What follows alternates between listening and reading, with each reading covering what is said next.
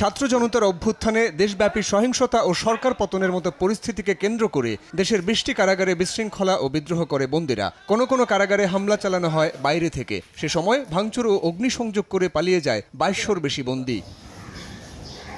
এর মধ্যে 1500 জেল পলাতক কয়েদি ও হাজুতিকে গ্রেফতার করে কারা কর্তৃপক্ষের কাছে হস্তান্তর করেছে আইনশৃঙ্খলা বাহিনী। অপরাধ ও নিরাপত্তা বিশ্লেষকরা বলছেন, দাগী আসামিরা রাষ্ট্র ও নাগরিকদের জন্য ঝুঁকিপূর্ণ।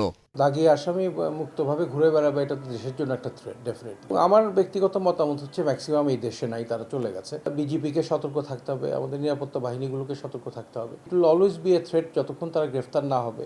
পলাতকদের মধ্যে 69 জনকে ঝুঁকিপূর্ণ হিসেবে চিহ্নিত করেছে কারা কর্তৃপক্ষ। সব মিলিয়ে টোটাল 69 জন আছে এই ক্যাটাগরির বন্দী, যাদের আসলে এরকম সিরিয়াস টাইপ অফ অফেন্সের সাথে জড়িত ছিল। বাকি বন্দীরা বিভিন্ন রকমের, কেউ সামাজিক মামলা, কিছু ফিনান্সিয়াল ইস্যু আছে। সব মিলে তাদের ক্যাটাগরিটা আসলে লো রিস্ক বলতে পারি আমরা বন্দী। জেল পলাতকদের খোঁজে মাঠ পর্যায়ে কাজ করছে আইনশৃঙ্খলা বাহিনীর বিভিন্ন ইউনিট। অব্যাহত আছে গ্রেফতার ও নজরদারি। ইতিমধ্যে আমরা বেশ কয়েকজনকে গ্রেপ্তার করেছি এবং আমরা চেষ্টা করছি এই গ্রেপ্তারের সংখ্যা আরও বৃদ্ধি করা যায় কিনা, বা আমাদের চেষ্টাটা অব্যাহত থাকবে। সম্প্রতি 163 জেল পলাতককে গ্রেফতার করেছে র্যাপিড অ্যাকশন ব্যাটালিয়ন।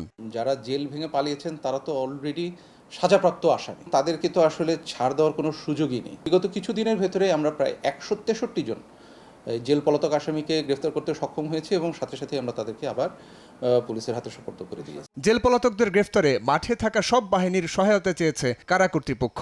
পলাতকদের খুঁজে বের করতে কাজ করছে কারা গোয়েন্দারাও। সাইফুল রুদ্র, সময় সংবাদ, ঢাকা।